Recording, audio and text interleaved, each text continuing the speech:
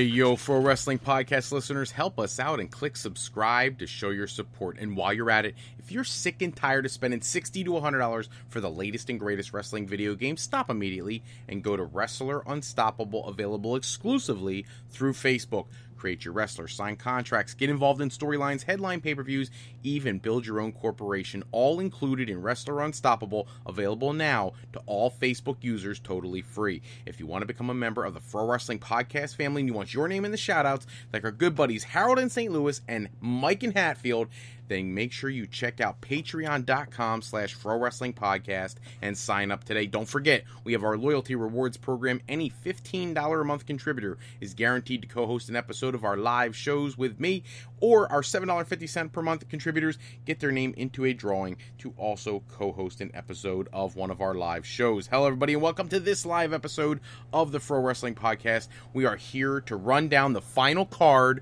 of WWE Hell in a Cell. The pay-per-view kicks off tonight, and look, here's the deal. Tonight is the night where we get to see if this Braun Strowman Roman Reigns thing really becomes something. Are we going to see Roman Reigns finally get the Universal Championship, or is this just going to be another time where Roman Reigns defeats another monstrously over opponent and gets pushed down our throats even further? I don't know yet. We'll talk about that when we get to the prediction part of the show. If you have questions, comments, concerns, anything you want to talk about while we're on the air, call into the Pro Wrestling Sound Off line, 267-642-1160, if you want to give questions and comments for us to address on a later episode. But if you want to jump in right now, whatever streaming service you use to find the Pro Wrestling Podcast, go to the chat function, put your comments in there, and when they will come directly to me, and we can get you guys and your questions and comments directly on the show right now. Don't forget, if you're new to the Pro Wrestling Podcast, go over to our homepage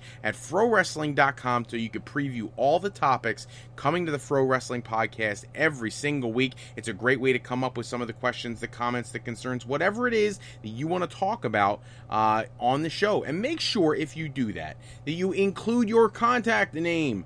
Let me give you credit for the questions you ask. I always get all these questions. Every week I get questions, and nobody ever gives me their name. I almost think they do it on purpose, just to drive me crazy, because they want me to keep stressing who's giving me all these questions. But let's get into the content for the evening. A lot to talk about in addition to the Hell in a Cell predictions. First off, Neville.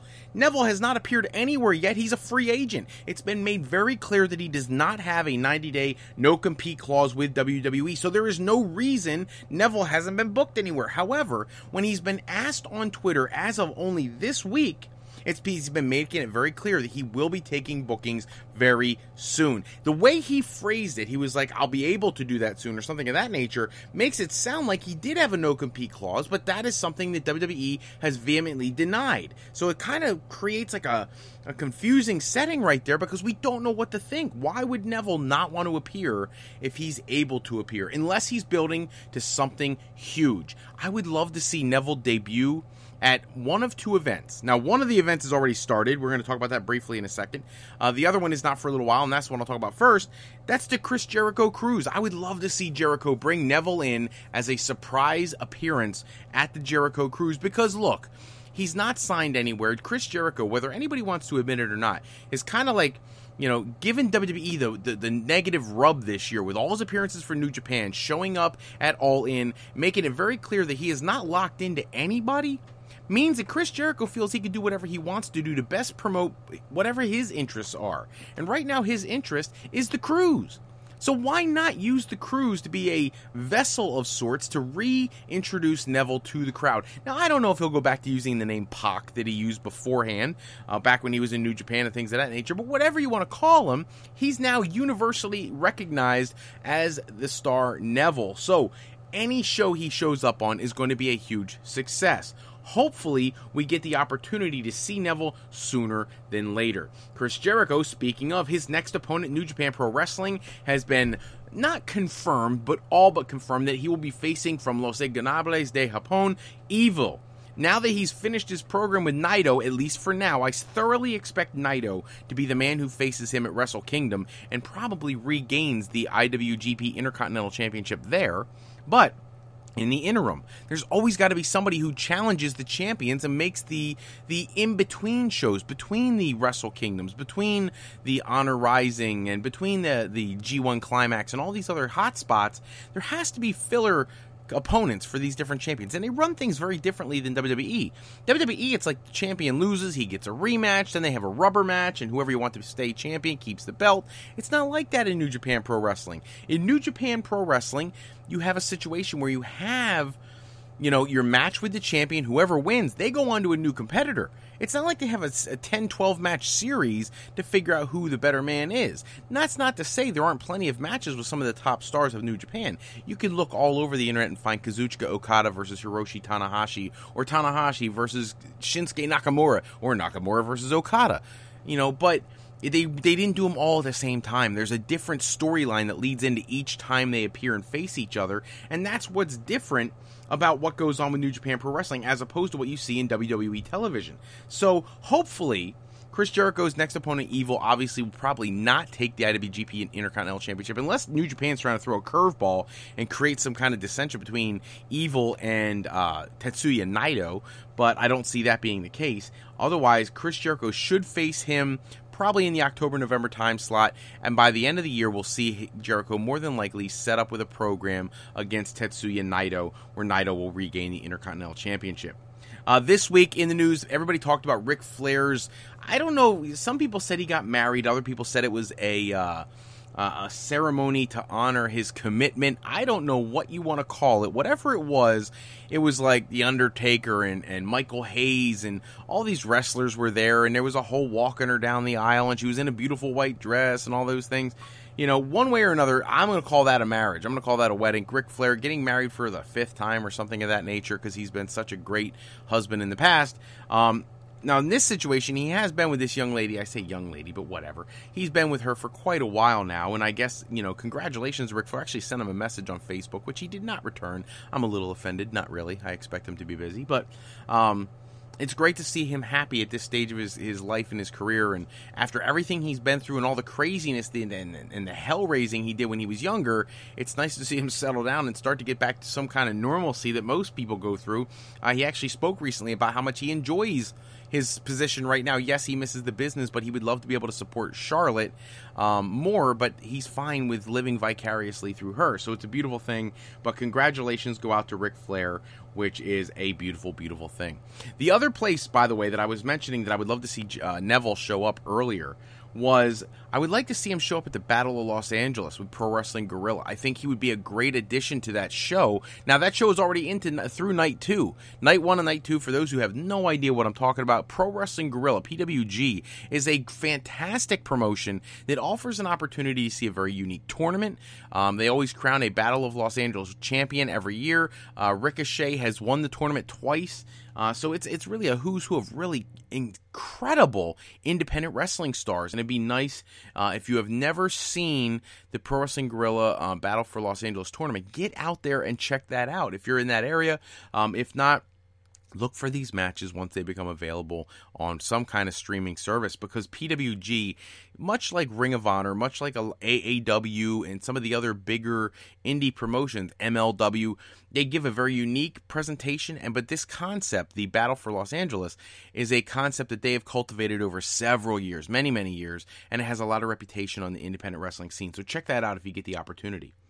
One of the other tidbits in the news this week, who's going to be in charge of booking WWE Evolution? The question is out there now. It's being reported by the Wrestling Observer newsletter that the understanding is that Vince McMahon himself will be taking control of the Evolution pay-per-view. I don't know if that's a good or a bad thing, because I think half the time Vince is out of touch with what the fans want, and other times he comes up with relatively creative stuff. I really believe that. I know I might be in the minority there, but I believe that WWE would not be in its current form had Vince McMahon not had the creative juices flowing the way he typically can. So he will be in charge of Evolution. It'll be curious to see how he books the show. We already know that there's a lot of rumors floating around about who's going to be at the show, and some of the matches have already been announced. We expect at some point a program to begin with Nikki Bella and Ronda Rousey. They're probably the two most recognizable and mainstream stars on the roster right now, including Charlotte, unfortunately.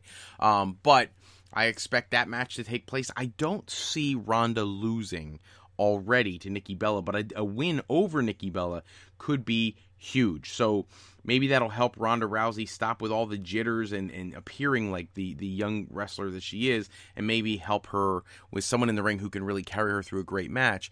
Maybe have her deliver on some of the obvious skill that she has, and maybe this will be something that helps get her over the hump with some of the wrestling fans who are still skeptical of Ronda Rousey in the WWE ring.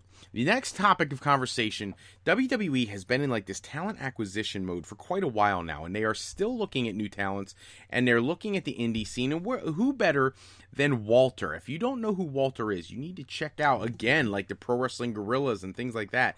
There are some incredible talents on the indies, and WWE, with everything they've got going with NXT, Raw, and SmackDown, it's getting to the point where they keep acquiring talent. They're going to need a fourth brand. And I know people think I'm insane for saying that because we already don't see enough NXT when we should. But, you know, the reason for NXT originally was a place to cultivate new talent, but unfortunately NXT has become the best product they've got.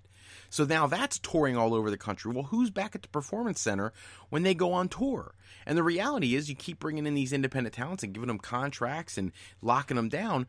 They want to be on TV too. And I understand, we'll use you when we use you, and that's kind of the thing you understand coming into WWE, but they'd be foolish not to capitalize on the quality of matches that some of these guys can make. If you put Walter out there with somebody like Keith Lee, those two have met so many times on the independent scene, now they're both going to, on the Keith Lee's already a WWE superstar and Walter's on their radar. You have to wonder if WWE takes a look at some of those old matches that you and I could find on YouTube, then maybe they'll see the value in creating either another NXT program for the network where you can showcase more NXT talent, or they're going to at some point have to expand again. Because they do need a true developmental league where people like Casey Catanzaro and all these younger people can develop their skills because they really are new to the business. And you need something different for the guys who have been wrestling for 15 years on the indie scene. They're above these newbies, except maybe Velveteen Dream, and even Velveteen Dream has wrestled for several years. So it'll be interesting to see how they handle this, but the acquisition of Walter, which by no means has been done, it's not a done deal, not even a little bit, but just the conversation that that's a possibility, that's another huge get if WWE can lock him in.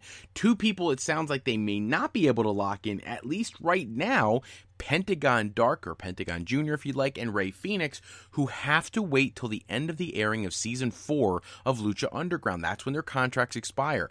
They've made comments in indie shows and whatnot that they'll be there for a long, long time. But what do you want your champion to say? He's like the PCW champion, and he said, don't you worry, I'm going to be here for years to come. Yeah, what is he supposed to say? I'm going to be here for another month, and I'm going to ditch you.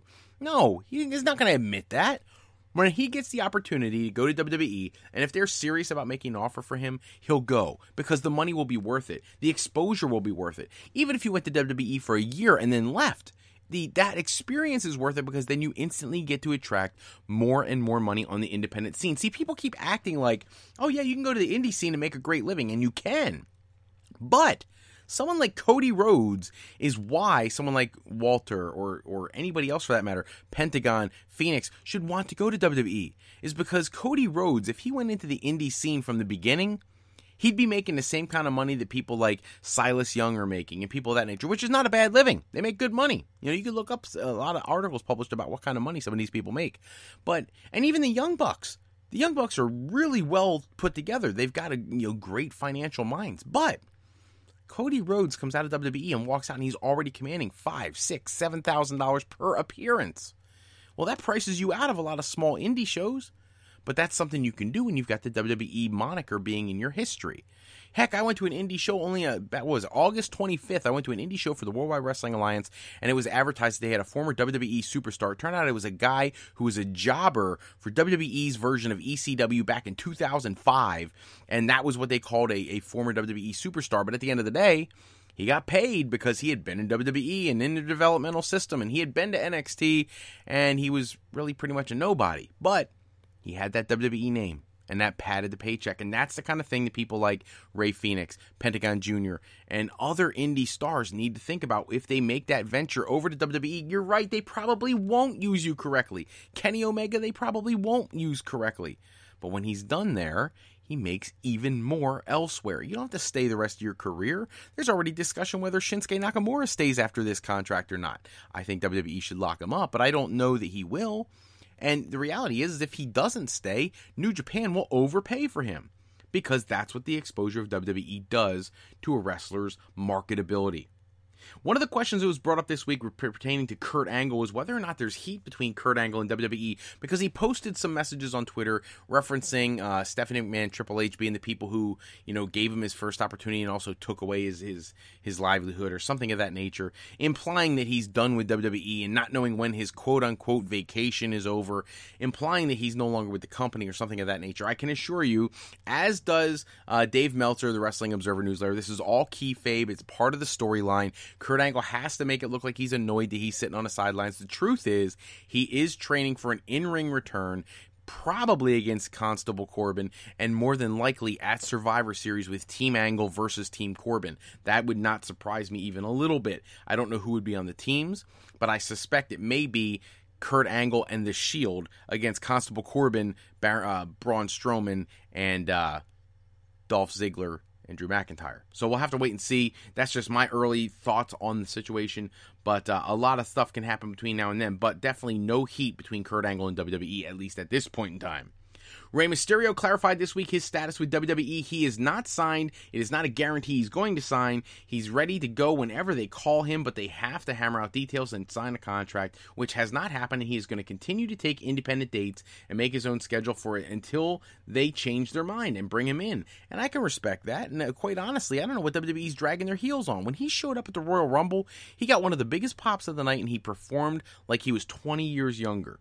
Why would you hesitate, wait, and take an opportunity for him to get hurt on the independent scene and you never get to capitalize on it? That's ridiculous.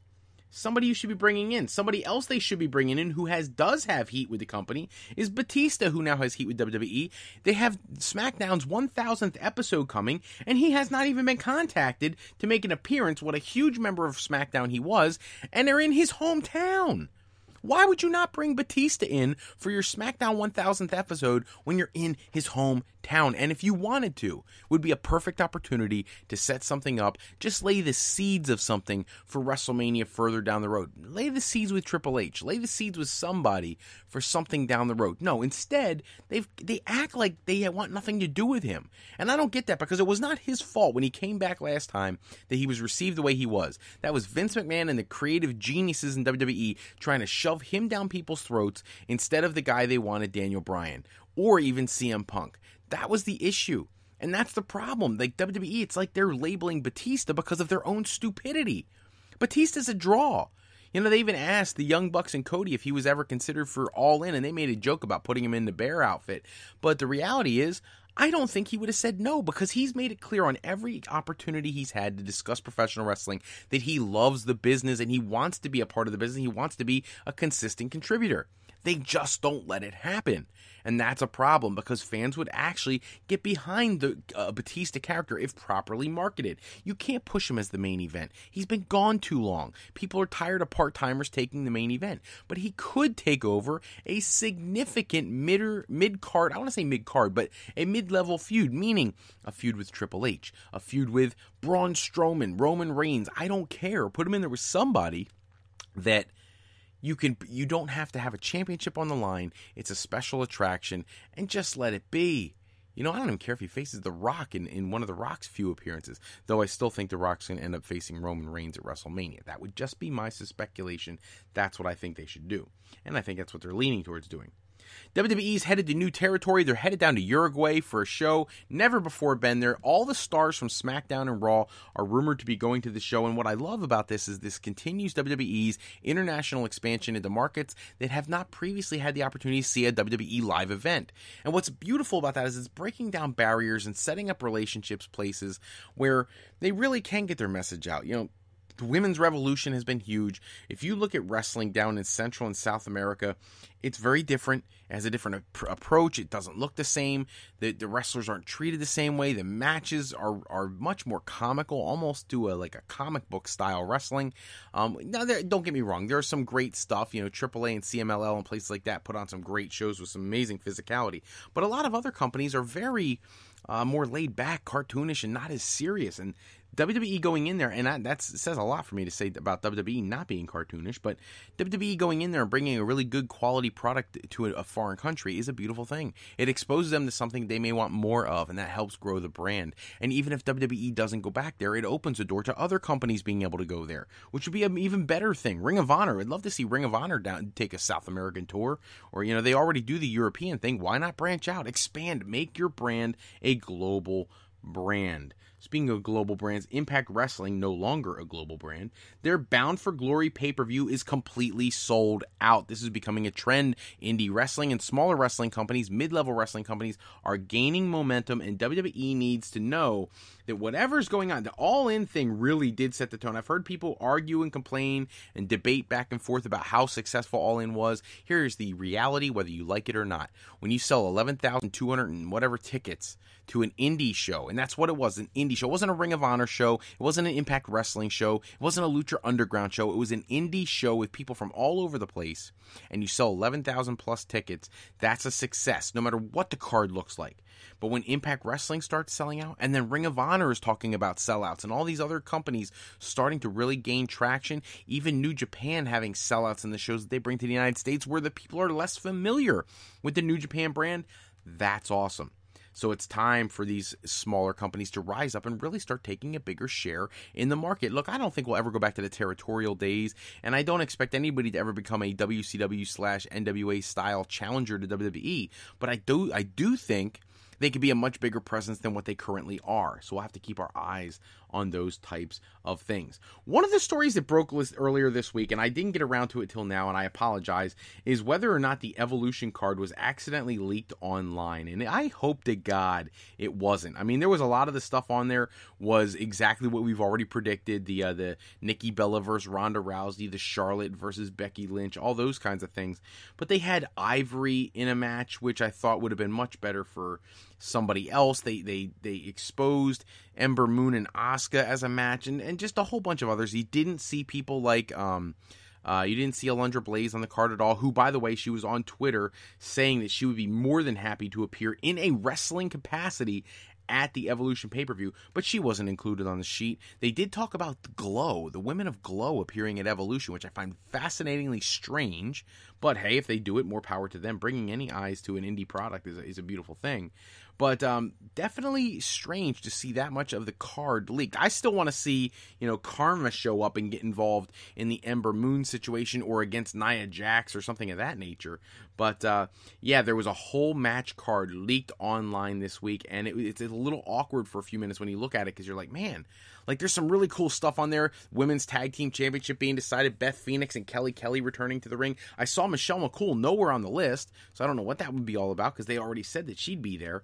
Unless she's not wrestling, but a whole lot of mystery still about that show, and I hope that was not the final match card, despite the fact that it would be a very good card. All the championship matches were there. It spoiled the NXT UK Women's Championship Tournament final and all that kind of stuff, but we'll have to wait and see if they change that card versus the one that was leaked online. I'm wondering if somebody put that out there just to influence WWE's decision to try to shock the fans. The other issue with the Evolution pay-per-view is that the ticket sales, we've talked about this before, the ticket sales have slumped quite a bit, and it's becoming an issue that some people are saying, is this going to be a one-time thing? Well, that is actually not the plan. The plan is for it to be a recurring event, multiple times a year. And the beautiful thing is even though we keep talking about the ticket sales being slow, they're still going to sell out. They aren't moving fast, but they're moving, and they're still going to sell out, and that's a beautiful thing because it really is a testament to how much people appreciate the actual in-ring product. No one's going to pay money for, a card of 10 2-minute matches because that's what they used to do to the Divas back in the day.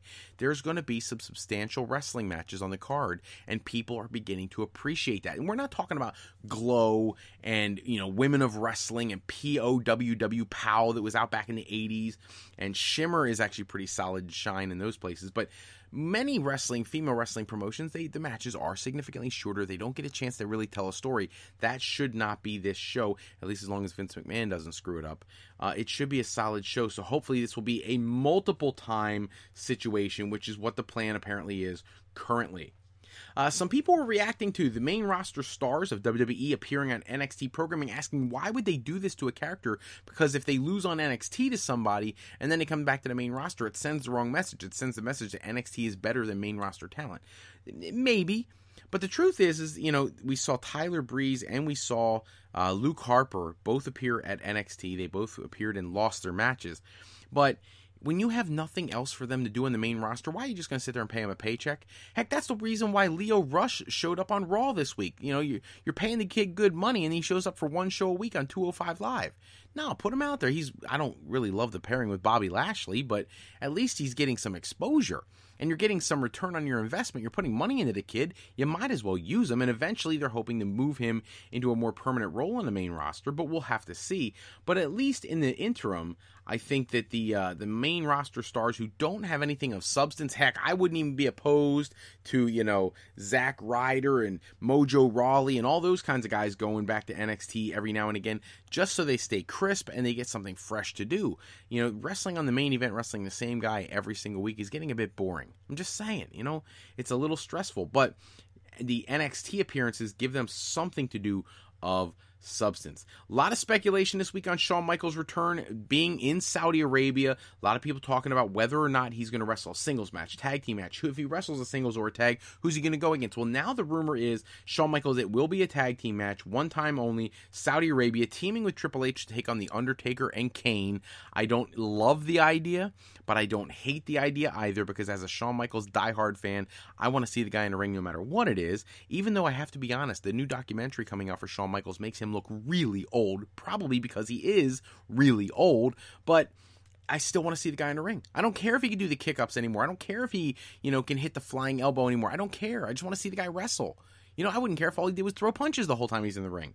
I still want to see Shawn Michaels. When he came out on Raw the first time back to talk about The Undertaker, Triple H, the pop he got tells you why this makes a lot of sense. I don't need him to be in the main event. I don't need him to be an upper card player. I don't need him to be on the show every week. I would just like to see him once in a while, even if it's a non-wrestling role. Heck, that appearance at WrestleMania a couple years ago with Stone Cold Mick Foley against the League of Nations, that was the highlight of the show for me. Beyond anything else that they put out on that WrestleMania, that was the highlight for me, because I got to see three legends get out there and they didn't have to have a match. I would actually argue that they did more wrestling than The Rock did at his last WrestleMania appearance, when all he did was hit the Rock bottom on Eric Rowan and pin him. Like, how ridiculous was that? But hopefully we'll get to see Shawn Michaels in a little bit more substantial role. There's some contradiction between CM Punk and Cody and the Bucks about the All-In appearance negotiations. A lot of people turning their back on Punk, which I think is wrong. He wasn't paid to be there. He wasn't contracted to be there. But one thing that it sounds like the confusion is about is whether or not he was offered something to be there.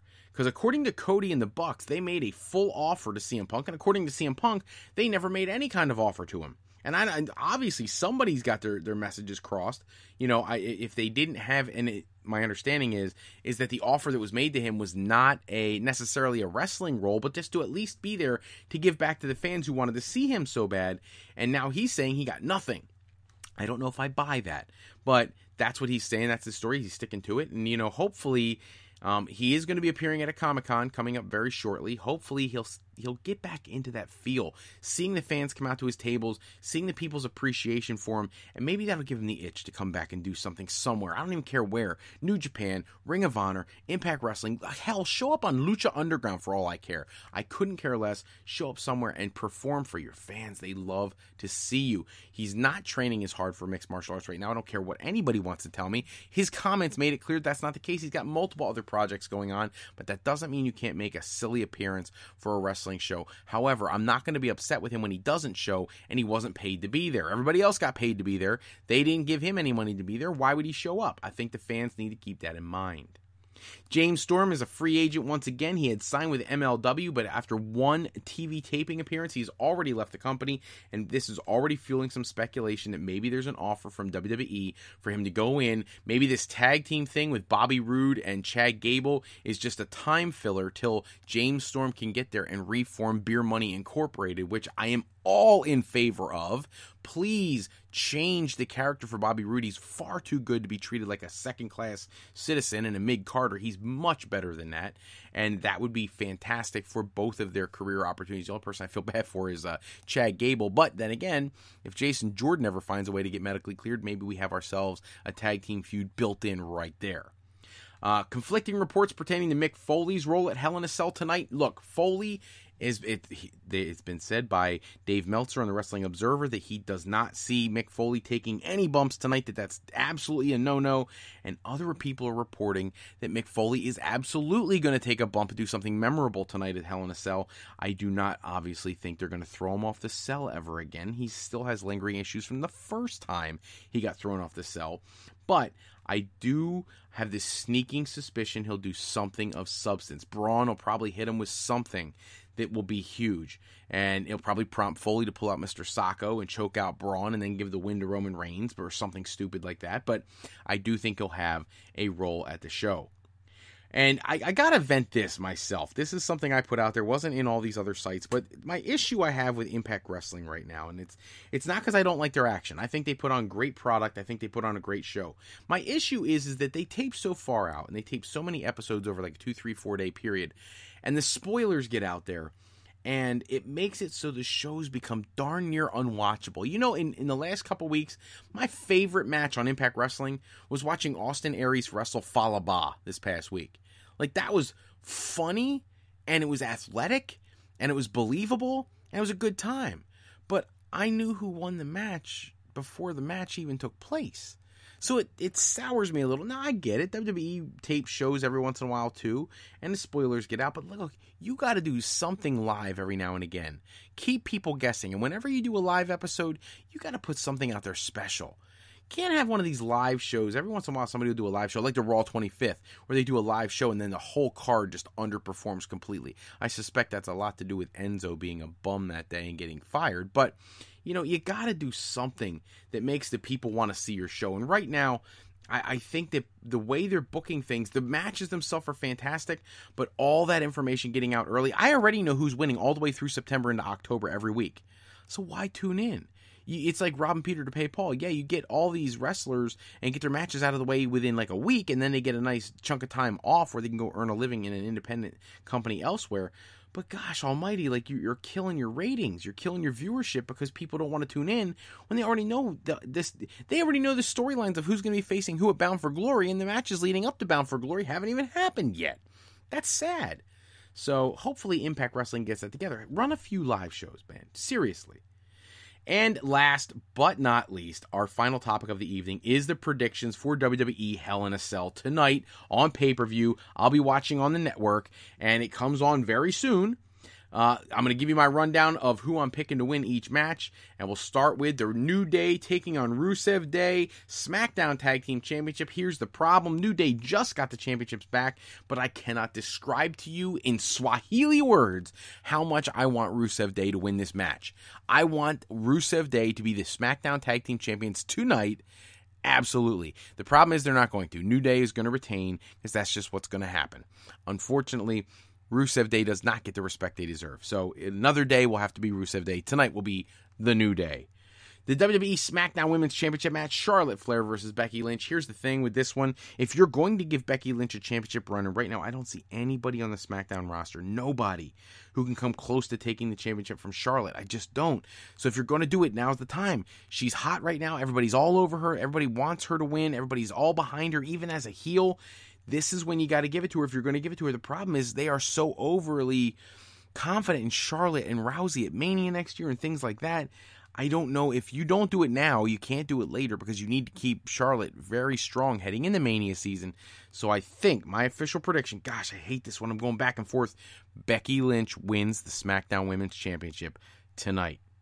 WWE Ross Tag Team Championship, Dolph Ziggler and Drew McIntyre versus Seth Rollins and Dean Ambrose. This match, if you give the championships to Ziggler and McIntyre, only what, a week and a half ago, 2 weeks ago.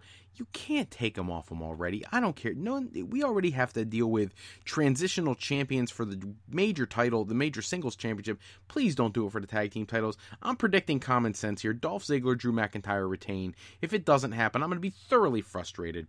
Just my opinion. The first Hell in a Cell match. Jeff Hardy versus Randy Orton.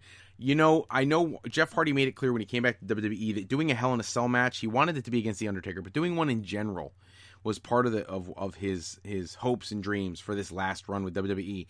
I don't expect him to win. I'm actually going to make my prediction quickly and say that I think Randy Orton wins the match, but I expect Jeff Hardy to do something insane tonight. I don't know what it is. Maybe off the top of the cell, which, by the way, if you haven't seen it yet online, check out the WWE Hell in a Cell. They changed the appearance drastically. It's now all red, and it looks very different, but I actually see Randy Orton winning the match, but I think tonight we get one of those special moments. Maybe not a Mick Foley moment, but darn close to it. Jeff Hardy's going to do something to really put this match over. I just hope he doesn't hurt himself in the process. But I'm predicting Randy Orton wins the first Hell in a Cell match. The mixed tag team match, Miz and Maurice versus Daniel Bryan and Brie Bella. I don't see any way for Daniel Bryan and Brie to lose this match. The Miz and Maurice are too hot right now. They've got all the heat in the world, and Bryan and Brie need a win so that you can keep some momentum in Daniel Bryan's corner so that he can later on, if you rule out The Rock, Daniel Bryan is the #1 favorite to win the Royal Rumble, which means he has to be a legitimate championship contender to make that win mean something. Losing to The Miz at multiple back-to-back pay-per-views and stuff like that and get him always getting the better is not going to bring him to that level. I love the feud. I'm perfectly fine with the mixed tag team match, but I don't see any sense in the Miz and Maurice going over here. I see Daniel Bryan and Brie Bella winning the match, and I will go so far as to say Brie Bella will pin Maurice to win this match. The Raw Women's Championship, Ronda Rousey versus Alexa Bliss. This match, this is almost pointless to me. I see Ronda Rousey's clearly going to win this match. I have no reason to even speculate on it beyond that. Alexa Bliss, go have fun with Trish Stratus at Evolution, but the reality is her time at the top of the Raw ladder is pretty much over. She would do well to be transferred back to SmackDown and to feud with Charlotte before WrestleMania, just to give her something of substance to do. But in the meantime, Ronda Rousey's winning and keeping that championship. The WWE Championship match, the match that, whether you realize or not, the odds makers are having the toughest time with. They are predicting AJ Styles is the favorite. All the champions are the favorites tonight. But I'm going to go against the grain. I'm predicting Samoa Joe finally ends AJ Styles' WWE Championship reign. Samoa Joe wins the championship. He will lose it back to AJ before Mania, and AJ Styles will go into WrestleMania with some kind of dream match opponent, either Daniel Bryan or Seth Rollins, something of that nature. That's what I see happening. But I think if you're going to do that, you got to get the belt off him now, unless you're going to leave the belt on AJ Styles all the way through Mania. I mean, I'm okay with that too, because I think he deserves it for the level of work rate that he puts out there. I'm fine with that. But if anybody's going to take it, now is the time. Samoa Joe has done nothing of substance since coming to the main roster. This would be perfect. Samoa Joe wins the WWE Championship tonight. And the main event, the Universal title match at Hell in a Cell, Roman Reigns versus Braun Strowman with Mick Foley as the special referee. I actually think it's going to go down just like I said. Braun Strowman's going to hit Mick Foley with something. Roman Reigns is going to hit a couple Superman punches. Mick Foley's going to pull out that Socko and do the mandible claw. Roman Reigns is going to hit a spear. And Roman Reigns is going to retain his championship. And it's going to be worthless, absolutely worthless, for somebody to appear in this match and try to convince anybody that anybody but Roman Reigns is going to win this. So, Roman Reigns wins. So, that being said, that is our predictions for the show tonight. What do you think? I need you guys to give me comments, feedback, something in the comment section below this episode. Let me think tell me what you think of our predictions for the Hell in a Cell pay-per-view. And look,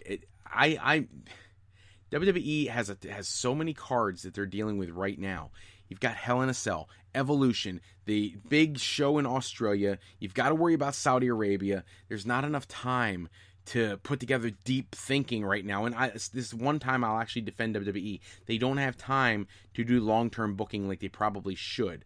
But in the meantime, at least we get a solid show for what we're going to get a good performance tonight, despite no matter what we thought we were going to get in the past. The Roman Reigns match, I still think Reigns will win, but it'll deliver.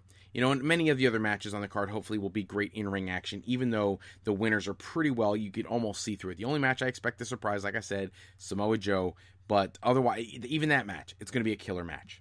That's all the time we have for this episode. Check back with us next episode where we'll run down all the latest wrestling news and rumors. Special thanks as always go out to bensound.com and purpleplanet.com for producing all the music and sound effects we use in our shows.